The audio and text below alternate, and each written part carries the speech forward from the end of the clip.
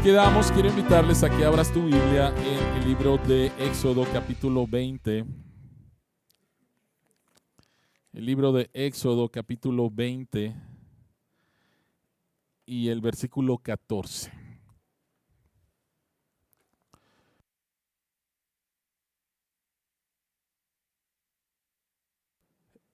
Vamos a continuar con nuestra serie que se llama Los 10 mandamientos de Jesús.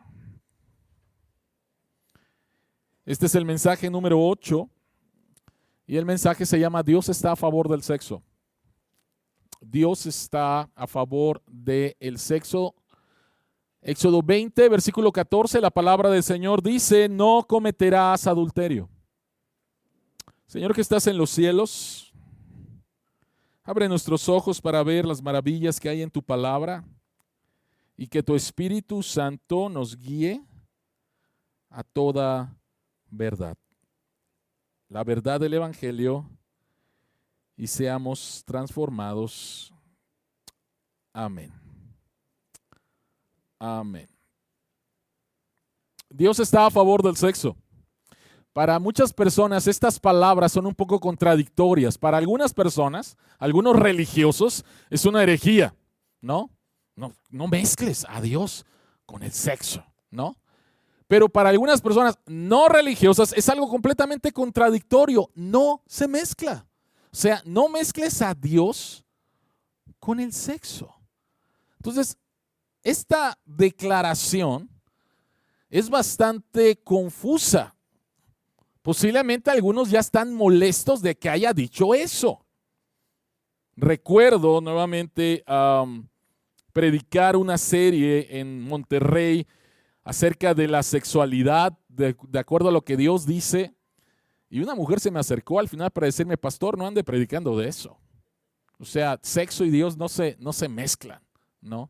Hay mucha confusión con respecto a esto y mucha de la confusión que existe viene de los propios cristianos. Por ejemplo, Ambrosio, obispo de Milán en el siglo IV, bajo cuya predicación se convirtió San Agustín, él decía que los hombres y las mujeres debían de avergonzarse de su sexualidad.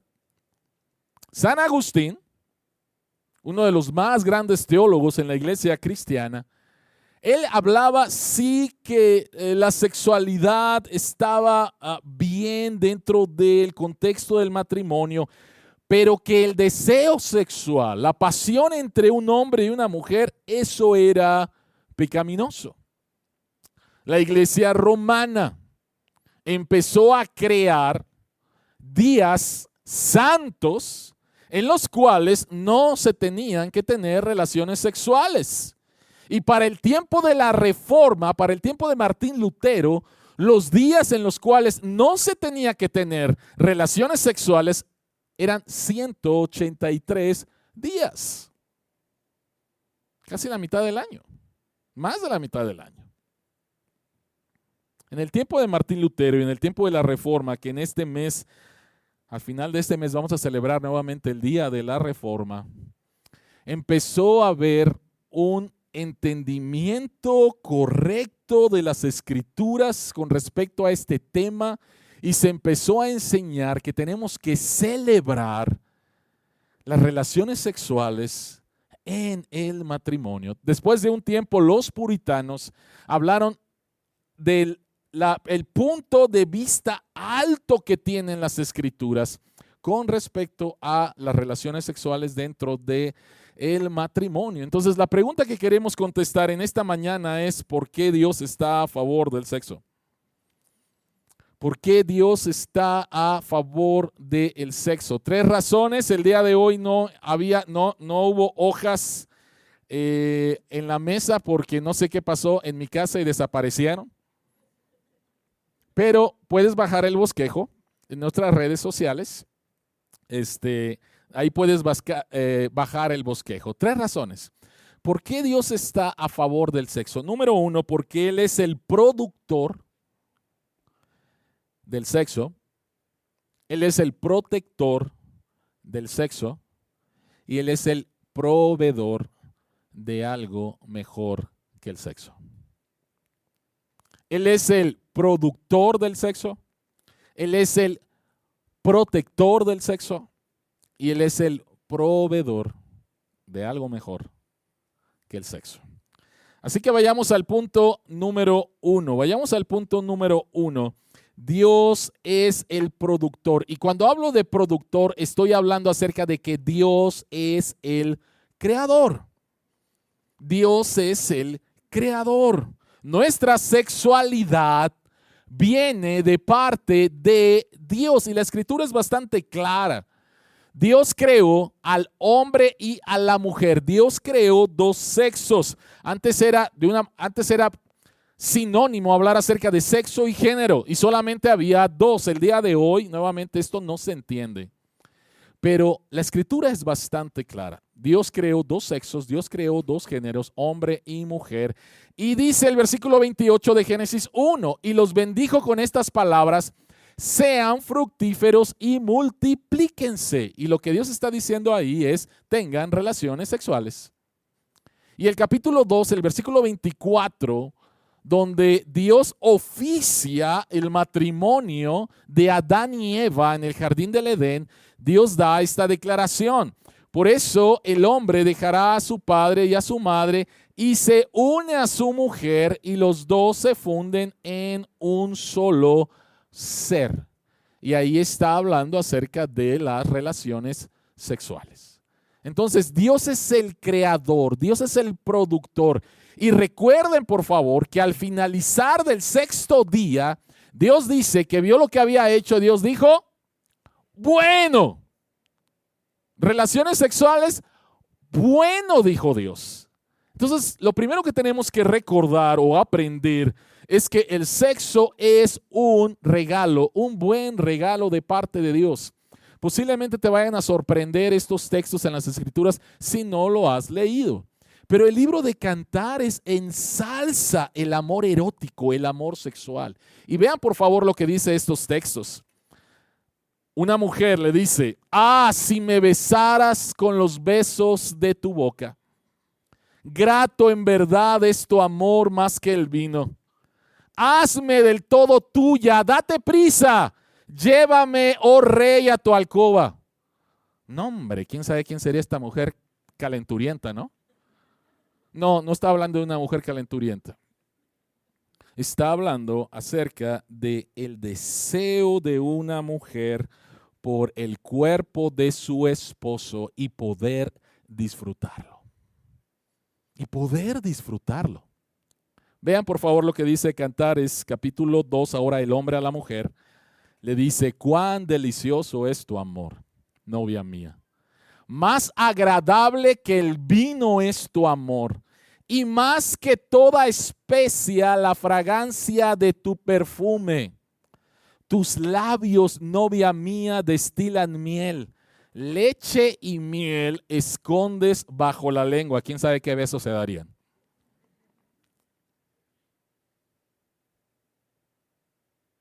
Y no está condenando la escritura, todo lo contrario. Está diciendo que esto es algo bueno. Dios nos creó como seres sexuales. De repente, cuando empiezas a tener deseos sexuales, no es algo malo. Dios te creó de esa manera. Sin embargo, el sexo es un regalo de Dios para disfrutarse en el matrimonio. La Biblia celebra el acto sexual del amor exclusivamente dentro del matrimonio entre un hombre y una mujer como un regalo de Dios. Recordemos, por favor, y lo dije la semana pasada, acerca del propósito. Acerca del propósito. Si Dios es el proveedor, si Dios es el creador, si Dios diseñó las relaciones sexuales, Él tiene un propósito y el propósito de Dios tiene que ver con disfrutar de esto en el contexto del matrimonio, y el día de hoy tenemos que decirlo, en el contexto del matrimonio entre un hombre y una mujer. Este es el propósito de Dios. Así es que Dios lo creó. Y vean por favor lo que dice Proverbios 5, 18 al 19, celebrando esto. Bendita sea tu fuente, goza con la esposa de tu juventud. Es una gacela amorosa, es una cervatilla encantadora. Que sus pechos te satisfagan siempre. Wow, lo que dice la Biblia, ¿no? Que su amor te cautive todo el tiempo. Entonces, la ética sexual cristiana la podemos resumir en esto. El sexo fue creado por Dios, es algo bueno para ser disfrutado. La iglesia romana, el punto de vista tradicional de la iglesia romana es que el sexo es utilitario, solamente sirve para la procreación. Pero el punto de vista de la Biblia no es simplemente eso. De esa manera Dios diseñó que nos procreáramos. Pero también Dios diseñó eso para que lo disfrutáramos. El placer sexual fue creación de parte de nuestro Dios.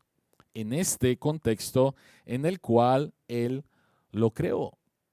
Por lo tanto, el sexo fue hecho para el amor, para el placer y para la alegría entre un hombre y una mujer en el contexto del matrimonio. Así Dios lo diseñó. De esta manera Dios lo diseñó.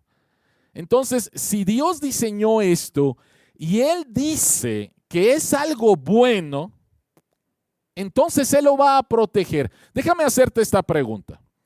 ¿Qué es lo más valioso? Estoy hablando de cosas materiales. ¿Qué es lo más valioso material que tienes? ¿Cómo lo cuidas? ¿Cómo lo cuidas? Si tú lo consideras valioso, entonces tú lo cuidas. Y Dios, al ser el diseñador, el creador, y al decir esto que he creado es algo tan bueno que tiene que ser protegido. ¿Y por qué tiene que ser protegido? Básicamente por Génesis capítulo 3, que es la caída. El sexo es hermoso en sí mismo, pero se ha vuelto distorsionado y peligroso debido a la caída. Génesis capítulo 3 nos habla acerca del capítulo más triste en la historia de la humanidad y es la razón por la cual vivimos en un mundo que se ha vuelto loco con respecto al sexo. Se ha vuelto loco con respecto al sexo. Entonces, Dios dice, tenemos que cuidar el precioso regalo que yo les he dado. Y recuerden, por favor, cuál es el contexto. El contexto es el pueblo de Dios acaba de ser liberado de la esclavitud de Egipto. Es un pueblo salvado y ahora están a las faldas del monte Sinaí y Dios está entregando estos mandamientos a un pueblo salvado para que aprendan a vivir como el pueblo salvado de Dios. Entonces, cuando Dios dice no cometas adulterio, este mandamiento negativo tiene una razón positiva. Y la razón es Dios quiere proteger el precioso regalo que ha dado a sus hijos. Tiene que ver con protección. No lo hagas, tiene que ver con la protección de parte de Dios. Para proteger la santidad del matrimonio, para proteger el diseño del matrimonio, para proteger el propósito y la alegría del sexo en el matrimonio, Dios nos dio el séptimo mandamiento: no cometerás adulterio. Ahora, ¿qué es el adulterio? Bueno, posiblemente todo mundo sepa qué es el adulterio, pero muy sencillo. El adulterio consiste en la infidelidad marital. Es la actividad sexual que rompe con los lazos del pacto matrimonial. Lo más importante que ocurre en una ceremonia de matrimonio, lo más importante no es el vestido de la novia, no es la fiesta, no es la comida. Lo más importante que va a ocurrir en una ceremonia de matrimonio son los votos que va a intercambiar el hombre con su futura mujer, el esposo con la esposa. El pacto que van a hacer. donde dicen, yo voy a ser para ti nada más, yo voy a ser para ti nada más. Y lo que hace el adulterio es eso, rompe con los lazos del pacto matrimonial. Y en el Antiguo Testamento esto era algo bastante serio. Dios establece en su ley, si alguien comete adulterio con la mujer de su prójimo, tanto el adúltero como la adúltera serán condenados a muerte. Estoy hablando del Antiguo Testamento, estoy hablando de algo que tenía que ver exclusivamente para la nación de Israel en ese tiempo, pero la sanción es bastante severa y nos tiene que empezar a preguntarnos por qué. En nuestro contexto donde hay un relajamiento completo de el punto de vista de la sexualidad, del sexo, ¿por qué Dios es tan severo? ¿Por qué es tan anticuado? ¿Por qué es tan cerrado? Por favor, Dios está protegiendo, Dios está protegiendo, Dios está protegiendo. En primer lugar, Dios está protegiendo el matrimonio. Es lo primero que Él está haciendo. El adulterio no comienza con sexo, sino con una intimidad inapropiada. ¿A qué me refiero? A que un hombre empieza a coquetearle a una mujer que no es su esposa en el trabajo o en algún otro lugar. A que un hombre hace de una mujer su amiga íntima y esta amiga íntima no es su esposa. De que una mujer hace de un hombre o encuentra en un hombre su apoyo emocional y no es su esposo. Entonces el adulterio no comienza con el sexo. O sea, nadie cae en adulterio así nada más. No, hay todo un proceso. Y este proceso, en primer lugar, tiene que ver con una intimidad que no es apropiada para un hombre casado o para una mujer casada. Intercambiaste votos y lo que está en peligro precisamente es eso. El séptimo mandamiento requiere que esposos y esposas alimenten el amor entre sí, tanto emocional, espiritual, como en lo sexual. Este es el llamado de Dios. Es un regalo las relaciones sexuales dentro del matrimonio, pero no es lo único dentro del matrimonio. No es lo único. Tenemos que seguir creciendo en todas las áreas y la unión a la cual Dios nos llama es precisamente a una unión en todas las áreas. Entonces, lo primero que Dios, al poner este mandamiento, Él está protegiendo el regalo que Él ha dado y está protegiendo el matrimonio o la santidad del matrimonio. En segundo lugar, Él quiere protegerte de la inmoralidad sexual. Porque alguien puede decir, bueno, yo no estoy casado, entonces pues yo no soy adúltero. Pero no va por ahí. El texto dice en Hebreos 13:4, tengan todos en alta estima el matrimonio, algo que el día de hoy tristemente no.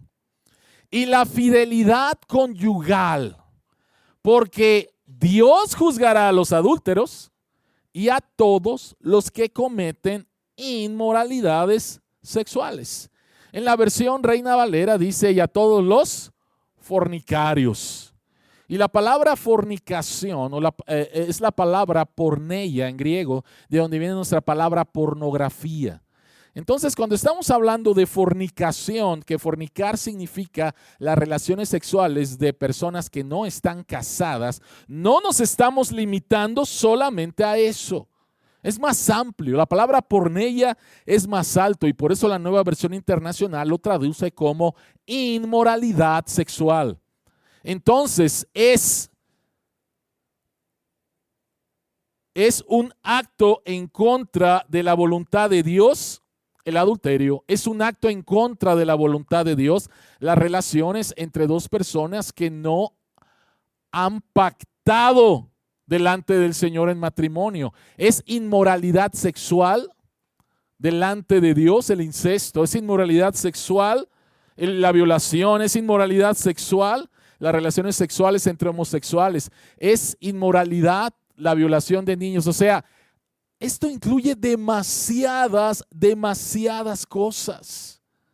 No es tan solo adulterio y si no eres casado ya te libraste de esto.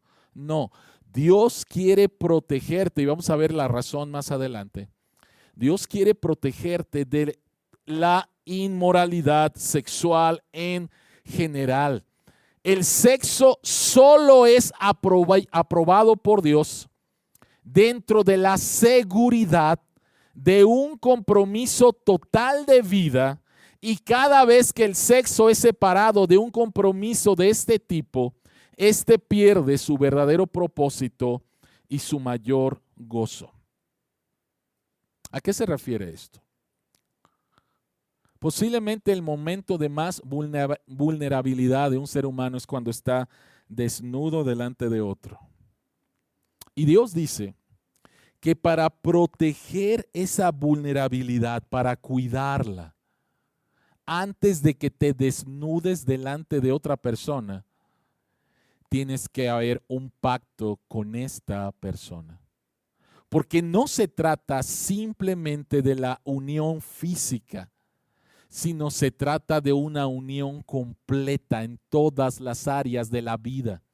Entonces, si estás dispuesto a unirte físicamente con alguien, pero no estás dispuesto a compartir con ese alguien todas las áreas de la vida, Dios dice, entonces no lo estás haciendo de la manera en la cual yo lo diseñé. Y yo diseñé el pacto matrimonial para que fuera el contexto en el cual tú pudieras ser vulnerable. Y por eso es que es tan fuerte, tan duro, tan horrible cuando se comete adulterio o cuando se vive de la manera en la cual Dios no diseñó las relaciones sexuales. El pacto matrimonial, los votos que se hicieron, son lo que dan seguridad al hombre y la mujer de poder estar desnudo uno delante del otro y disfrutarse. Qué horrible sería el desnudarte delante de alguien y que esa persona se burlara de ti. Qué increíble cuando puedes estar delante de y saber que esta persona te acepta, te ama. Lo ha proclamado delante de Dios, delante de tus padres, delante de tus amigos. Lo ha proclamado, que te va a cuidar, que va a estar contigo y por lo tanto puede ser verdaderamente vulnerable con esta persona. Todo lo demás está violando el precioso diseño de Dios. Vean por favor esta frase de C.S. Lewis. Dice, la monstruosidad de las relaciones sexuales fuera del matrimonio es que aquellos que participan en ellas tratan de aislar un tipo de unión, la sexual, de todos los demás tipos de unión, las cuales fueron creadas para estar con la primera y así producir la unión total. Cuando Dios dice, dejará a su padre y a su madre, se unirá a su mujer y serán una sola carne, la palabra en hebreo de unir es como si fuera el cemento. Es una unión que representa, simboliza todas las demás uniones.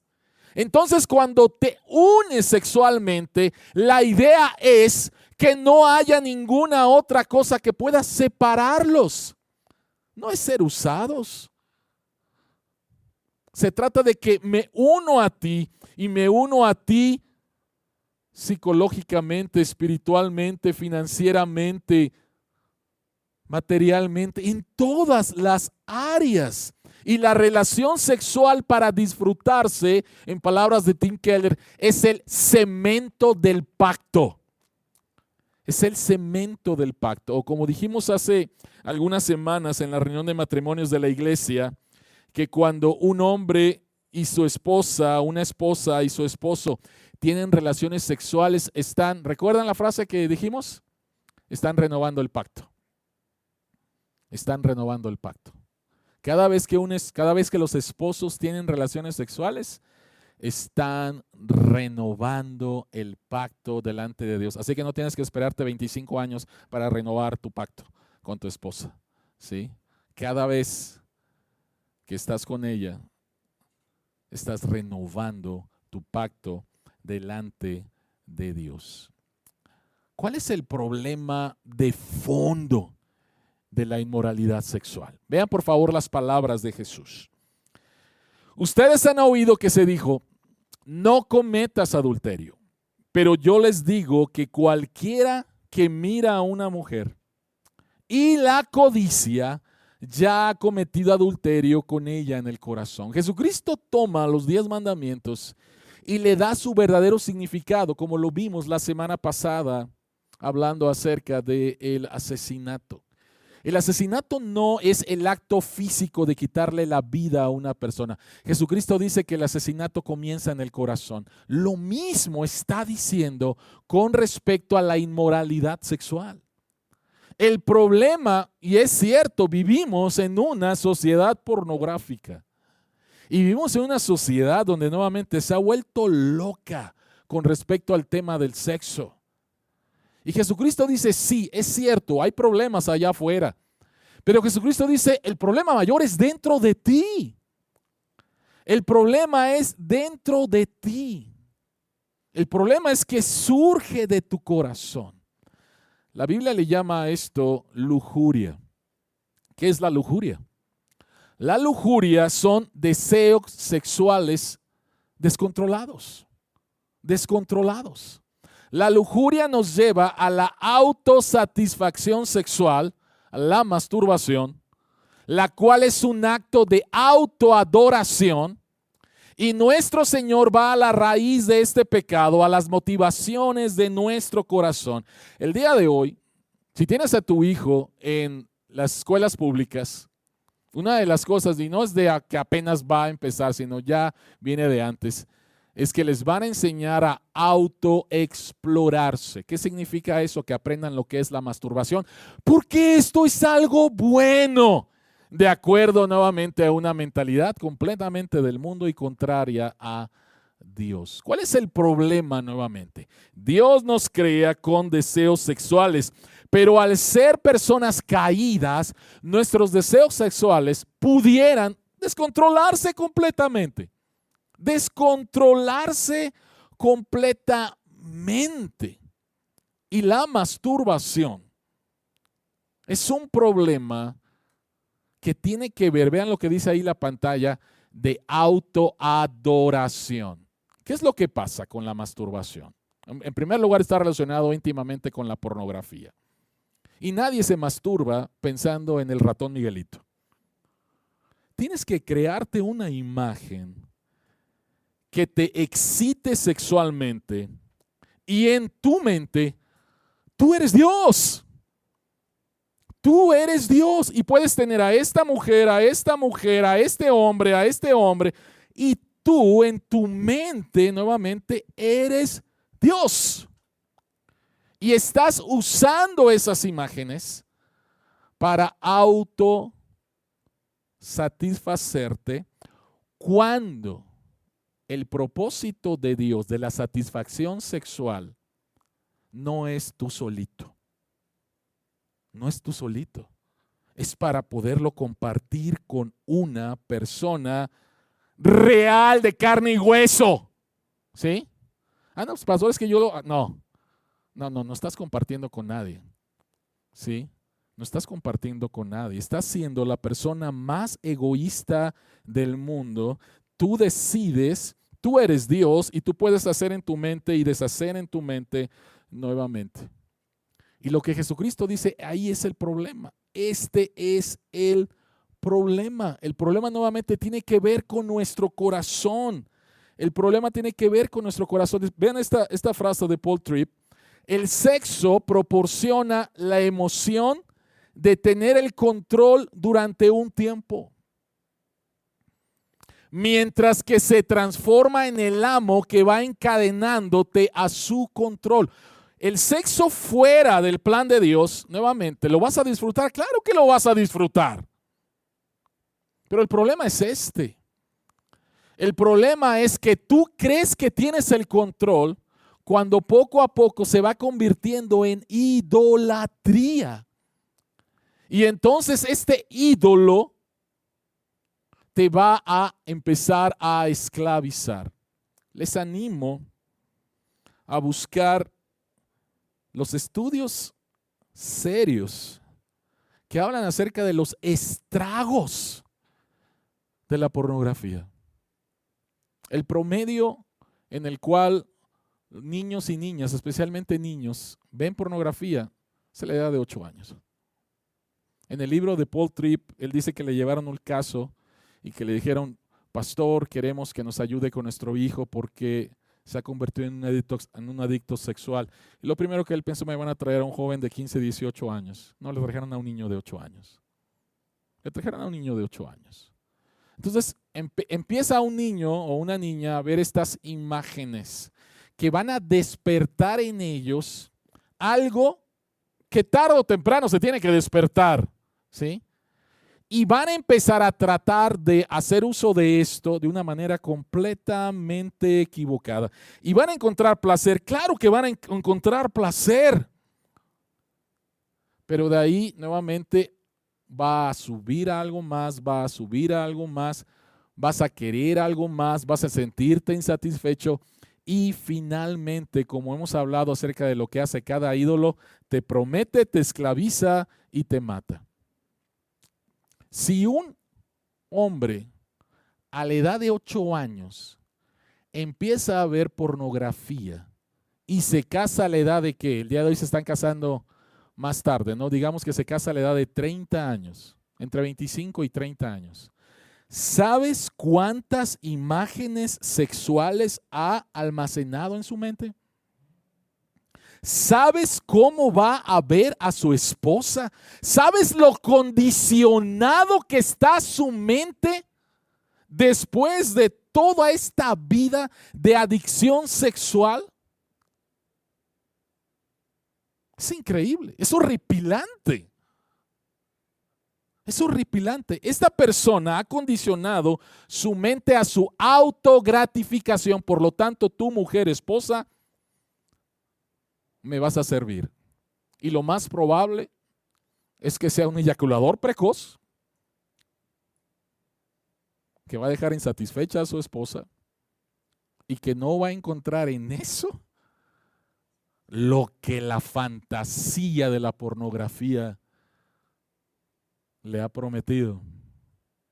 Es un problema serio. Es un problema bastante serio. Y todavía escuchen esto, por favor. Vean que va más allá de simplemente esto. Pablo en 1 Corintios 6, del 9 al 10, ¿no saben que los malvados no heredarán el reino de Dios? ¿Quiénes son los malvados?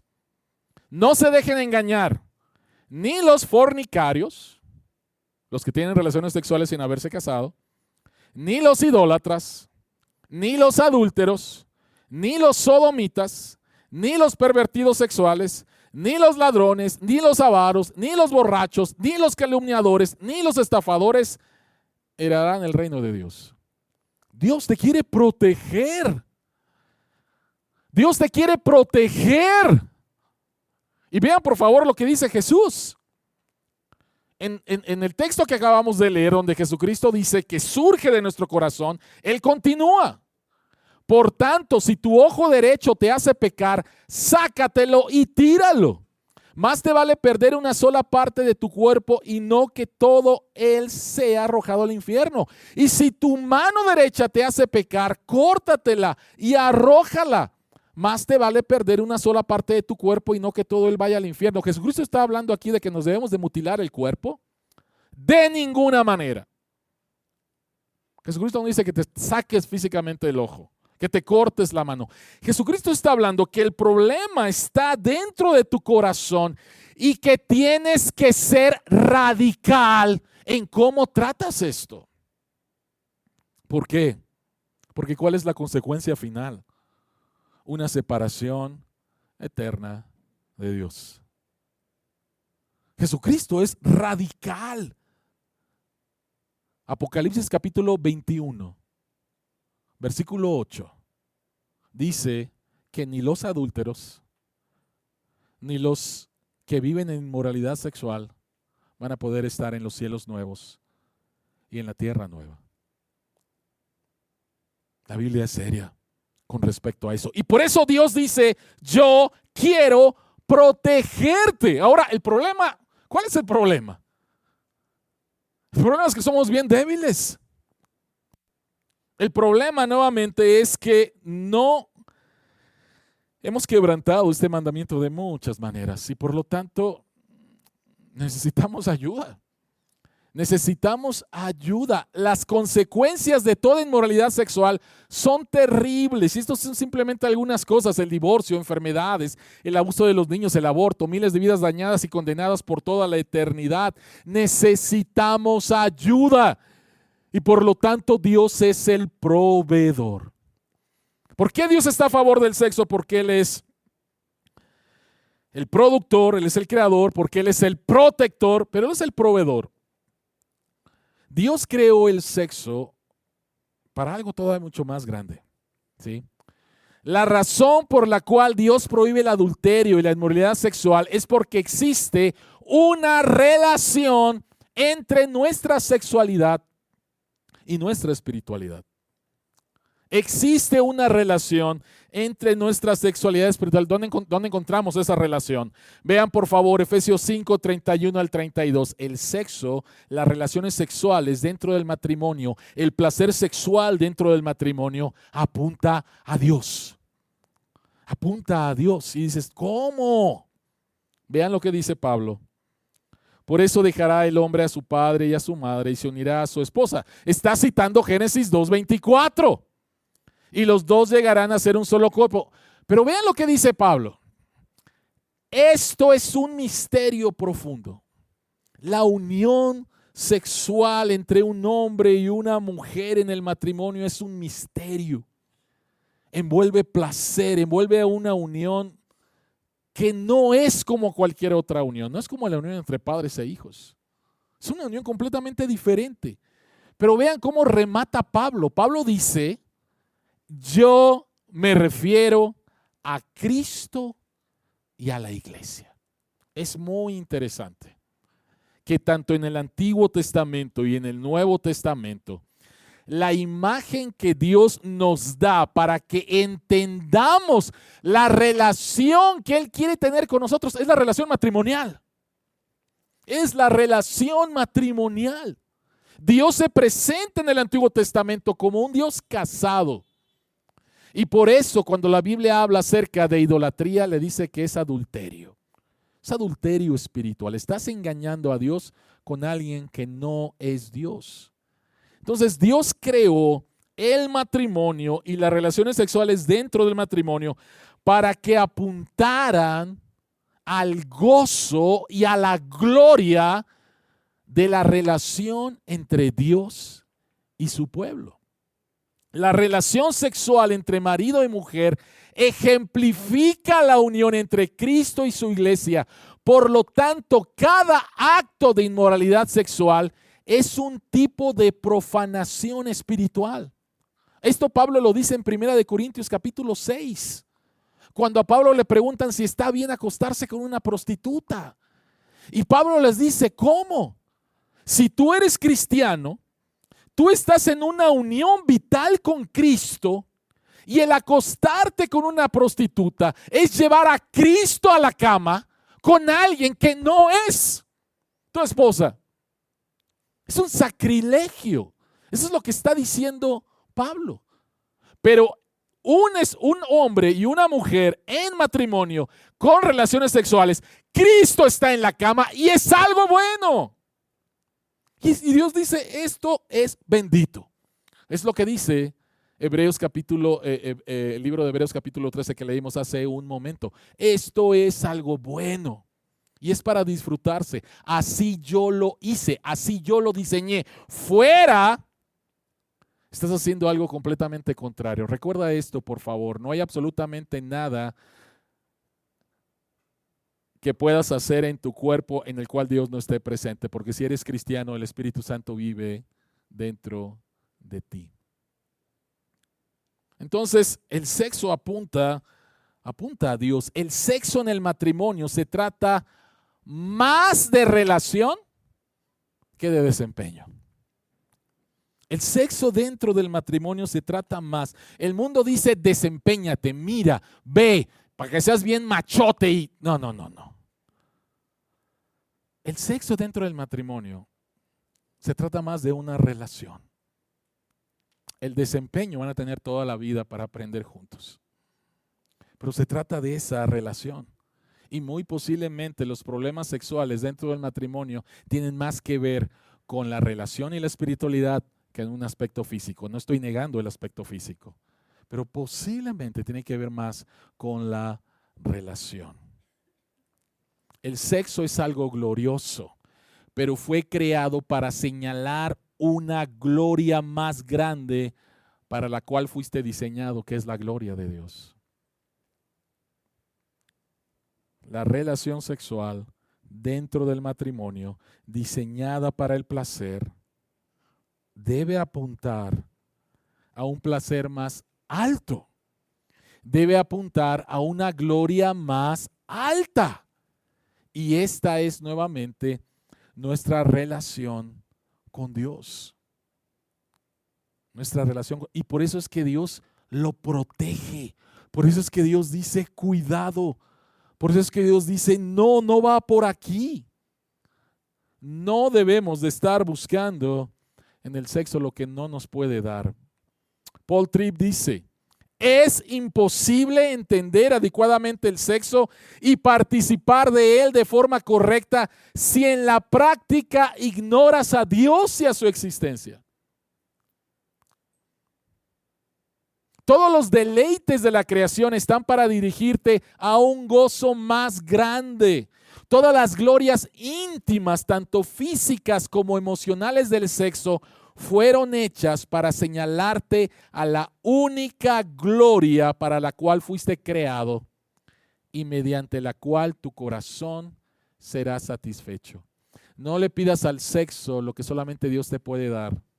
No le pidas a tu trabajo lo que solamente Dios te puede dar. No le pidas a tus hijos lo que solamente Dios te puede dar. No le pidas a tu esposa lo que solamente Dios te puede dar. No le pidas a tu esposo lo que solamente Dios te puede dar. No le pidas al dinero lo que solamente Dios te puede dar.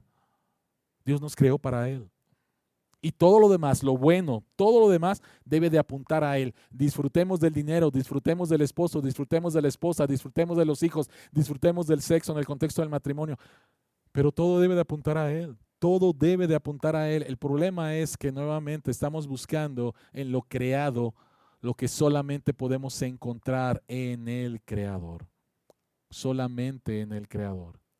Si el sexo apunta a Dios, el sexo también apunta a la redención. Porque necesitamos ser rescatados de esta locura. Vean por favor la manera en la cual Jesucristo trata a esta mujer.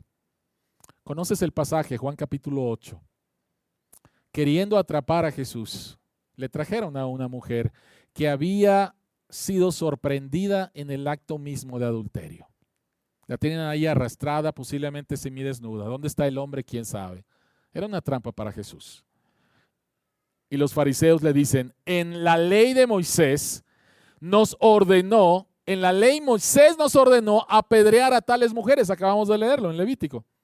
¿Tú qué dices, Jesús? ¿Tú qué dices? Y Jesucristo dice que está mirando hacia el suelo, está escribiendo ahí en la tierra. Y le insisten, ¿tú qué dices, Jesús? Y Jesucristo dice, el que no tenga pecado, que arroje la primera piedra. Y dice que todos tuvieron convicción de pecado y se fueron retirando uno y otro hasta que dejaron a Jesucristo con esta mujer sola. El único que la podía haber apedreado era Jesús. Pero vean cómo Jesucristo trata a esta mujer. Entonces él se incorporó y le preguntó, mujer, ¿dónde están? ¿Ya nadie te condena? Nadie, Señor. Y Jesucristo dice, tampoco yo te condeno. Ahora vete y no vuelvas a pecar.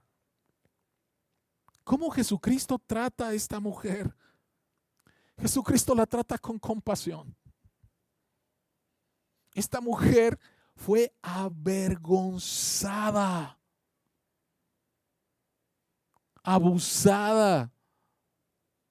Y lo primero que hace Jesús es tratarla con compasión. Jesucristo reconoce el pecado. No le dice, no hay ningún problema, vete. No. Jesucristo le dice, no peques más. Jesucristo reconoce el pecado, pero la trata con compasión y le dice, no te condeno. ¿Por qué Jesucristo no la condena? Porque Jesucristo fue condenado por nosotros adúlteros, por nosotros inmorales sexuales. Por esa razón. Si la relación con Dios es la metáfora del matrimonio, entonces yo he sido un infiel. Yo he sido un adúltero y merezco la condenación. Pero quien recibió la condenación por mi adulterio espiritual y por todas mis inmoralidades sexuales es Cristo. En la cruz, Cristo fue tratado como un adúltero y como el peor de los fornicarios, porque llevó toda mi culpa y todo lo que yo he hecho. Y para regresarme a esta intimidad que yo debo de tener con Dios, Él va a la cruz. Él va a la cruz. Él va a la cruz. El pecado sexual no es como cualquier otro pecado. Posiblemente es uno de los pecados que más vergüenza trae a tu vida, trae a nuestra vida. Que más culpa trae a nuestra vida. Que más muerte funcional trae a nuestra vida. Y Jesucristo fue a la cruz para darte la libertad, para traer el perdón, para tratarte con compasión y para darte el poder en la lucha diaria, el poder para vencer en la lucha diaria contra este pecado. ¿Vamos a vencer? Podemos vencer. ¿Vamos a caer? Vamos a caer. Pero podemos acercarnos al trono de la gracia de Dios para pedirle gracia en nuestra lucha contra este pecado y ser transformados. Ser transformados. Esta es la bendición, iglesia. Dios está a favor del sexo porque Él lo creó. Lo diseñó en el contexto del matrimonio entre un hombre y una mujer. El pecado lo ha distorsionado y lo lleva entonces a la condenación. Pero Jesucristo ha venido para rescatarnos y que experimentemos no tan solo en el matrimonio, sino en una relación dinámica con Jesús, a lo que apunta verdaderamente el matrimonio. Así que casados, solteros, pueden experimentar esto en una relación dinámica con Jesús. En una relación dinámica con Jesús. Oremos.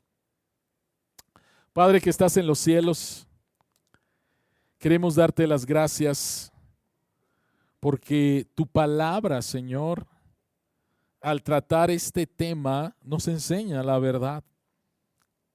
Que tú eres el creador, que tú eres el protector porque el pecado lo ha dañado, y que tú eres el proveedor, el restaurador, el redentor. Y que en este mundo caído, Señor, somos llamados a honrarte a través, Señor, de una integridad sexual en nuestras vidas. Padre, gracias que en ti hay perdón. Gracias que en ti hay restauración. Gracias que en ti, Señor, hay victoria. Y gracias, Señor, que este precioso regalo que nos has dado apunta a una gloria más grande. La gloria, Señor, de una relación contigo en los cielos nuevos y la tierra nueva, donde el pecado ya no será un estorbo. En el nombre de Jesucristo oramos. Amén.